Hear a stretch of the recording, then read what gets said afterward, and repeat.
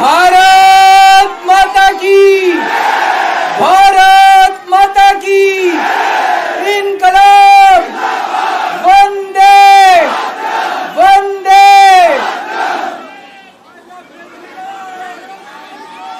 आप सब लोगों का तहे दिल से बहुत बहुत शुक्रिया। इतनी तपती धूप के अंदर इतनी देर से इतनी बड़ी संख्या में आप लोग मेरा इंतजार कर रहे हैं। मैं आपका तहे दिल से बहुत बहुत शुक्रिया अदा करना चाहता हूं। जितने लोग इस वक्त टीवी में देख रहे हैं उन सब दर्शकों का भी मैं तहे दिल से शुक्रिया अदा करना चाहता हूं। सबको मेरा नमस्कार, सबको मेरा प्रणाम। दोस्तों, सीधा जेल से मैं आप लोगों के बीच में आ रहा हूं। आपके बीच में आके बहुत अच्छा लग रहा है। 50 दिन के बाद अभी अभी मैं, मेरी पत्नी, भगवंत मान साहब, हम लोग कनॉट प्लेस में हनुमान मंदिर में गए थे। हनुमान जी का आशीर्वाद लिया, उनके दर्शन किए। फिर शिव जी के मंदिर गए, शनि जी महाराज के पास गए, उनका सबका आशीर्वाद लिया। बजरंग बली की खूब कृपा है हमारे ऊपर, हमारी पार्टी के ऊपर, देशवासियों के ऊपर। उन्हीं की कृपा से आज अचानक मैं आप लोगों के बीच में हूं। नहीं तो किसी को उम्मीद नहीं थी कि चुनाव के बीच में मैं जेल से बाहर आ जाऊंगा। लेकिन ऊपर बजरंग बली की कृपा है, हनुमान जी की कृपा है हम लोगों के ऊपर, और चमत्कार हुआ और आज मैं आप लोगों के बीच में हूं। दोस्तों, हमारी आम आदमी पार्टी एक छोटी सी पार्टी है, 2 राज्यों के अंदर है, अभी 10 साल पुरानी पार्टी है। हमारी पार्टी को कुचलने में, खत्म करने में प्रधानमंत्री जी ने कोई कसर नहीं छोड़ी। एक साथ हमारी पार्टी के 4 टॉप के नेता जेल भेज दिए एक साथ। अरविंद केजरीवाल, मनीष सिसोदिया, संजय सिंह, सतिंदर जैन। बड़ी बड़ी पार्टियों के अगर 4 टॉप के नेता जेल चले जाएं, पार्टी खत्म हो जाती है। आम आदमी पार्टी के 4 टॉप के नेता इन्होंने जेल भेज दिया। उन्होंने सोचा कि पार्टी खत्म हो जाएगी, लेकिन ये पार्टी नहीं है, ये एक सोच है। जितना ये खत्म करना चाहते हैं उतना ये बढ़ती जाती है, उतना ये बढ़ती जाती है। ये क्रश करना चाहते हैं प्रधानमंत्री जी आम आदमी पार्टी को। जो लोग मोदी जी से मिलने जाते हैं, वो कई लोग हमें भी जानते हैं, वो बाहर आके हमें बताते हैं कि आपके बारे में सबसे पहले मोदी जी से जो भी मिलने जाता है, सबसे पहले वो केजरीवाल की और आम आदमी पार्टी की 10 से 15 मिनट बात करते हैं। उनको कहते हैं कि आने वाले समय के अंदर आम आदमी पार्टी ही देश को भविष्य देने वाली है। वो खुद भी मानते हैं। इसीलिए वो चाहते हैं कि आज ही आम आदमी पार्टी को बढ़ने से रोका जाए, इनको कुचल दिया जाए। ये तानाशाही है। अगर उनको लगता है कि आम आदमी पार्टी आने वाले समय में बीजेपी को चैलेंज देने वाली है, आप अच्छे काम करो, आप देश को भविष्य दो। आज आपकी सरकार है केंद्र के अंदर, आप देश के लिए काम करोगे, आम आदमी पार्टी को कोई पूछेगा ही नहीं। लेकिन आप कुछ काम नहीं करो और आम आदमी पार्टी को कुचल दो, ये जनतंत्र नहीं है, ये इस देश की जनता पसंद नहीं करती। इन्होंने आम आदमी पार्टी को कुचलने में कोई कसर नहीं छोड़ी। छोटे से लोग हैं हम लोग, छोटी सी पार्टी है। 75 साल के अंदर इस कदर किसी पार्टी को और उसके नेताओं को प्रताड़ित नहीं किया गया जिस तरह से प्रधानमंत्री मोदी जी ने आम आदमी पार्टी को प्रताड़ित करने की कोशिश की है। मेरे को इन्होंने जेल भेज दिया। प्रधानमंत्री जी कह रहे हैं मैं भ्रष्टाचार से लड़ रहा हूं। देश के सबसे बड़े चोर, उचक्के और डकैतों को इन्होंने अपनी पार्टी में शामिल कर लिया। जिन लोगों को 10 दिन पहले मोदी जी कहते थे 70,000 करोड़ का इसने घोटाला कर दिया, थोड़े दिन के बाद उसी आदमी को अपनी पार्टी में शामिल करके किसी को डिप्टी सीएम बना देते हैं, किसी को मंत्री बना देते हैं और उनके सारे ईडी और सीबीआई के मामले खत्म कर देते हैं और कहते हैं मैं भ्रष्टाचार से लड़ रहा हूं। मैं मोदी जी को कहना चाहता हूं, भ्रष्टाचार से अगर लड़ाई लड़नी है तो केजरीवाल से सीखो। प्रधानमंत्री जी, भ्रष्टाचार के खिलाफ लड़ाई केजरीवाल ने लड़ी है। 2015 में जब दिल्ली में हमारी सरकार बनी थी, हमारे एक मंत्री का एक ऑडियो मेरे पास किसी ने व्हाट्सएप कर दिया। उस ऑडियो में मेरा मंत्री किसी दुकान वाले से 5 लाख रुपए मांग रहा था। किसी मीडिया वाले को नहीं पता था, विपक्ष को नहीं पता था। आप लोगों को याद होगा, मैंने अपने खुद मंत्री को सीबीआई के हवाले कर दिया, जेल भेज दिया था अपने मंत्री को। ये होती है भ्रष्टाचार के खिलाफ लड़ाई। पंजाब के अंदर मेरा एक मंत्री भ्रष्टाचार में, मेरे को पता चला कि वो पैसे मांग रहा है। वहां पे मान साहब ने उसको, किसी को भी, विपक्ष को नहीं पता था, मीडिया को नहीं पता था, हमने अपने मंत्री को उठा के जेल में भेज दिया। तुम देश के सारे चोर उचक्के डकैतों को अपनी पार्टी में शामिल कर लो और केजरीवाल को जेल भेज दो और कहो मैं भ्रष्टाचार के खिलाफ लड़ रहा हूं। तो आप भ्रष्टाचार के खिलाफ नहीं लड़ रहे प्रधानमंत्री जी। आप देशवासियों को बेवकूफ मत समझो। देश बच्चे बच्चे की जुबान के ऊपर हो रहा है कि सारे चोर चक्कों को अपनी पार्टी में शामिल करके और ईडी और सीबीआई के सारे केस उनके रफा दफा कर दे। केजरीवाल को क्यों गिरफ्तार किया? केजरीवाल को गिरफ्तार करके उन्होंने एक मैसेज दिया है सारे देश को कि अगर मैं केजरीवाल को गिरफ्तार कर सकता हूं तो किसी को भी गिरफ्तार कर सकता हूं। कोई केस नहीं होगा, कोई मामला नहीं होगा, तब भी मैं तुमको गिरफ्तार कर सकता हूं। एक बेहद खतरनाक मिशन चालू किया हुआ है प्रधानमंत्री जी ने, बहुत ही खतरनाक। देशवासियों को यह समझने की, अब जब मैं बोलने जा रहा हूं, समझने की जरूरत है। उस मिशन का नाम है वन नेशन वन लीडर। देश के सारे नेताओं को खत्म करना चाहते हैं मोदी जी और इसको 2 स्तर के ऊपर इस मिशन को चला रहे हैं। जितने विपक्ष के नेता हैं उनको जेल भेजेंगे और जितने बीजेपी के नेता हैं उनको सबको निपटा देंगे, उनकी राजनीति खत्म करते जाएंगे, उनको सबको निपटाते जाएंगे।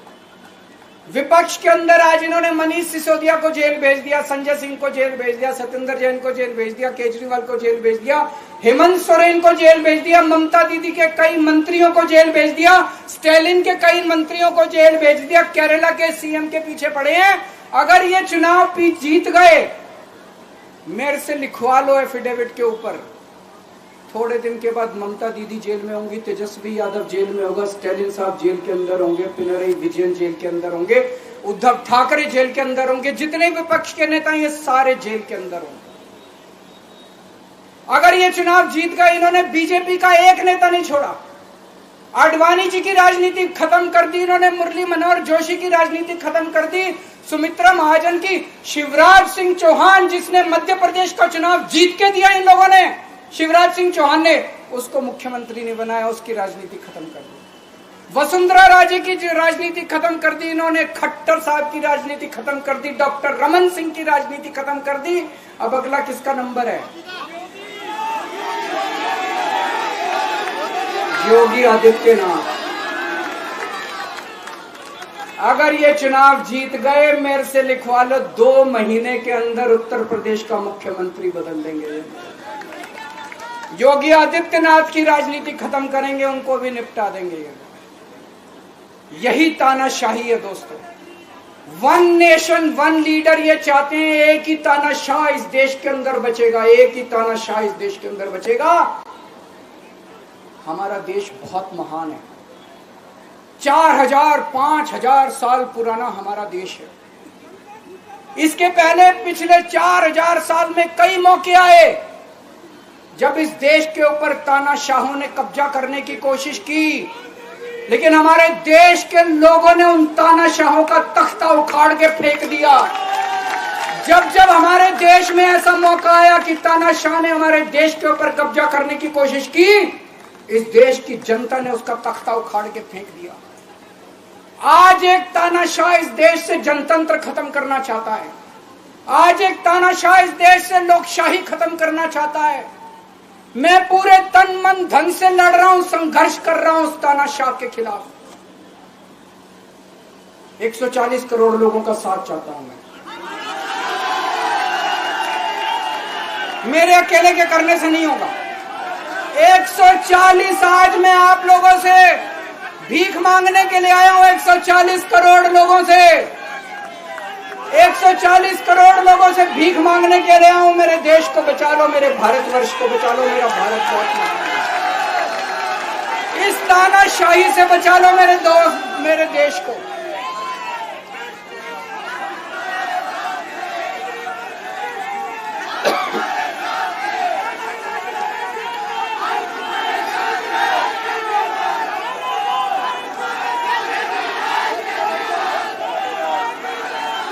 मैं सुप्रीम कोर्ट का बहुत बहुत शुक्रिया अदा करना चाहता हूं।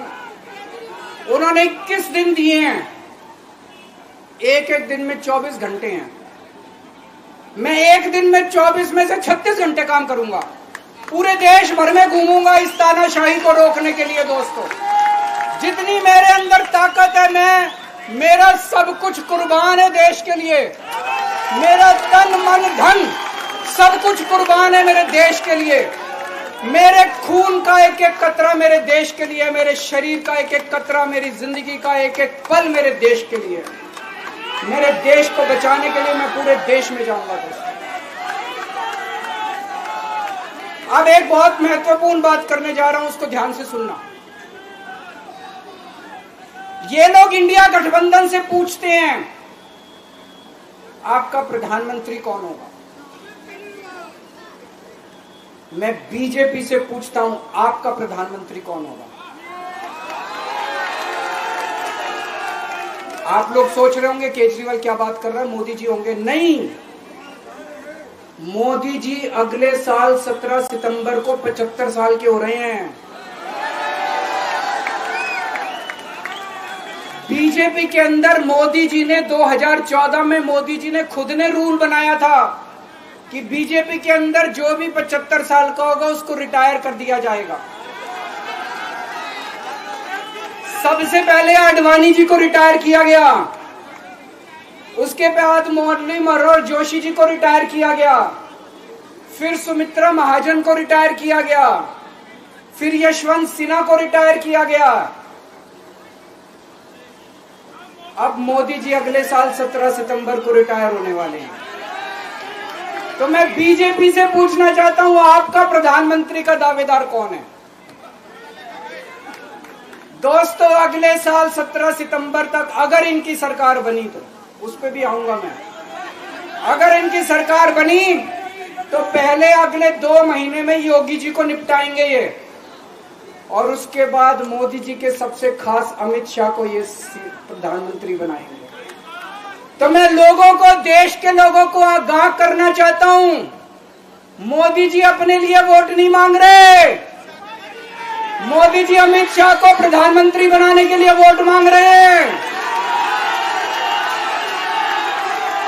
मैं पूछना चाहता हूं मोदी जी से और अमित शाह जी से, ये मोदी की गारंटी पूरी कौन करेगा? क्या अमित शाह मोदी की गारंटी पूरी करेंगे? जब आप अगर जो वैसे तो मेरे को लगता है मैं भी आऊंगा उसके ऊपर, मुझे नहीं लगता इनकी सरकार बन रही है, लेकिन जो बीजेपी को वोट देने जाएं वो ये सोच के जाना कि आप मोदी जी के नाम पे वोट नहीं दे रहे, आप अमित शाह के नाम पे वोट दे रहे।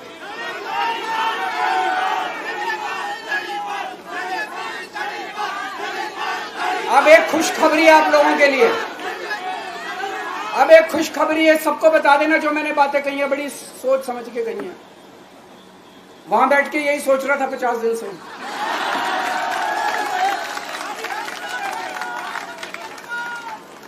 दोस्तों, पूरे देश के मेरे को बाहर निकले हुए 20 घंटे हो गए।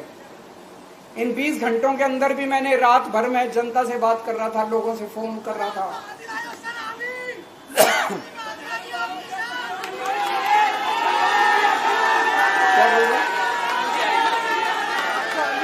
रात को आंधी आई थी।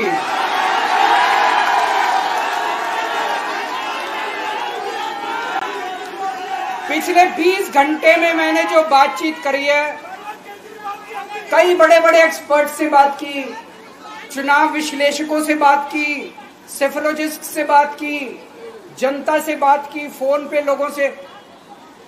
मेरा अपना आकलन है कि 4 जून के बाद इनकी सरकार नहीं बन रही, मोदी सरकार नहीं बन रही।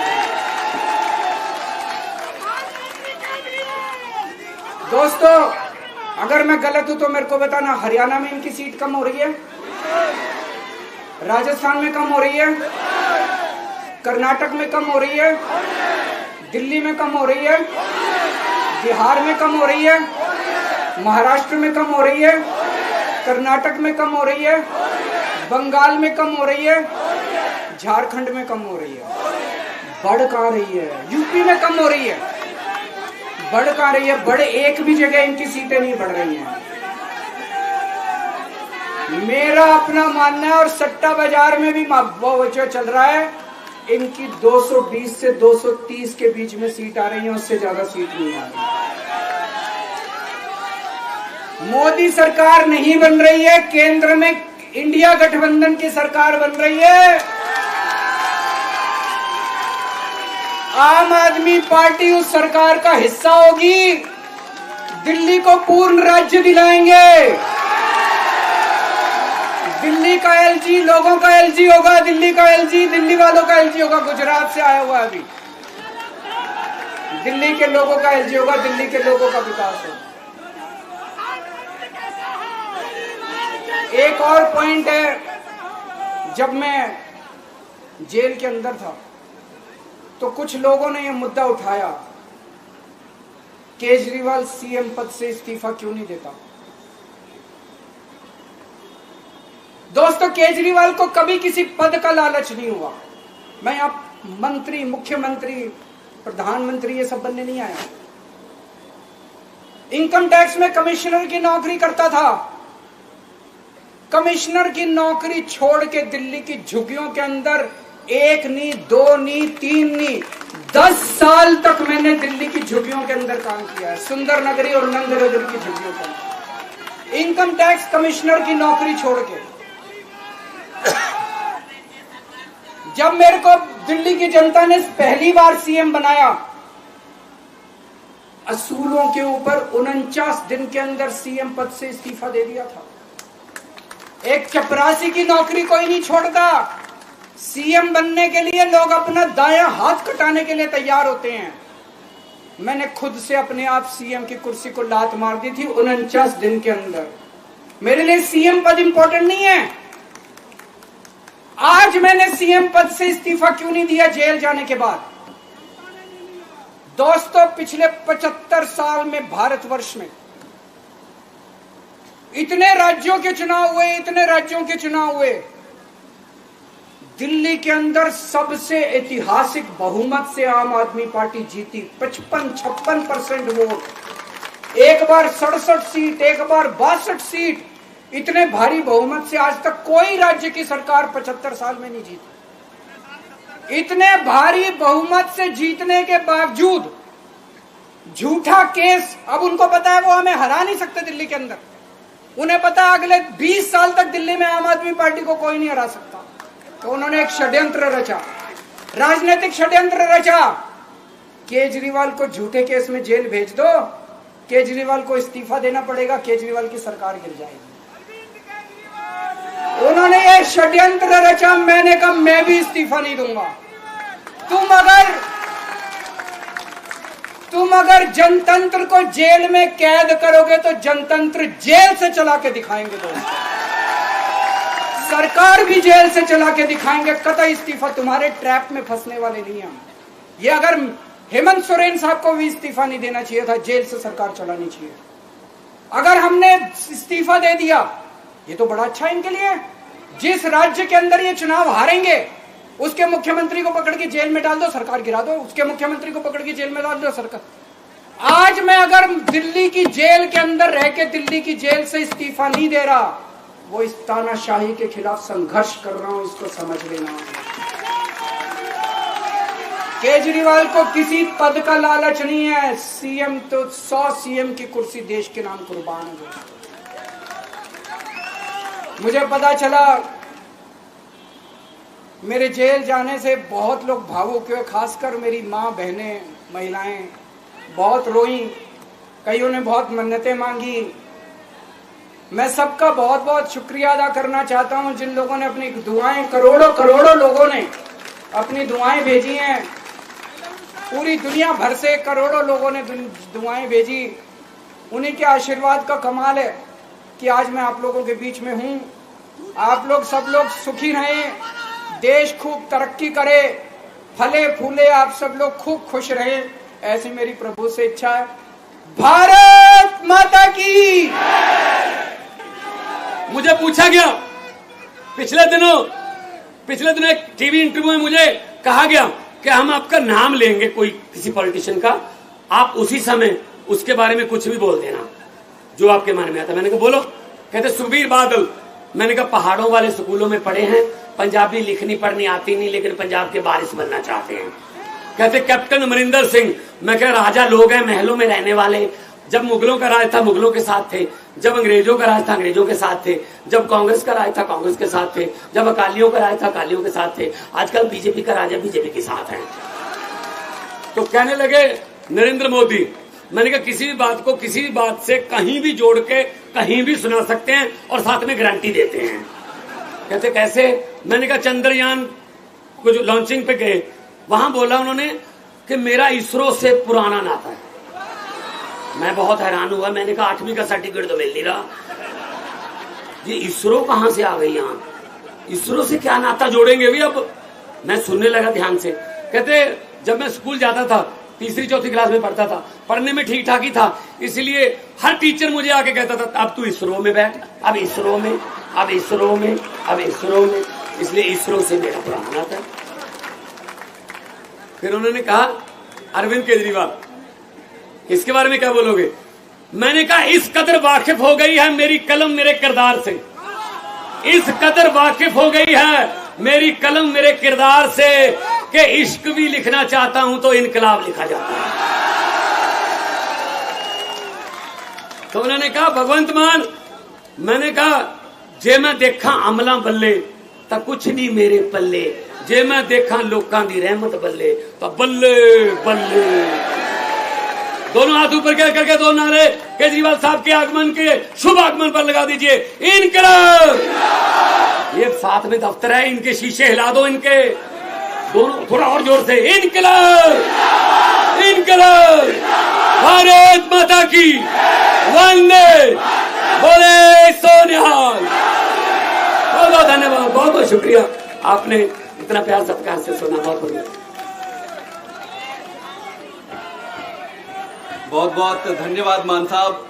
अब बिना विलंब के मैं उस शख्स को बुलाना चाहूंगा जिसने जब भी राजनीति में एंट्री करी है तो बड़ा भूचाल आया इस देश की राजनीति में। पहली बार जब एंट्री किया तो दिल्ली में और पंजाब में ईमानदार राजनीति का जन्म हुआ। आज जब वो खड़े होने वाले, एक बार फिर एंट्री करने वाले, तो दिल्ली पंजाब से बढ़कर पूरे देश में एक ईमानदार राजनीति का जन्म होने वाला है। बिना विलंब किए मैं आग्रह करूंगा श्री अरविंद केजरीवाल।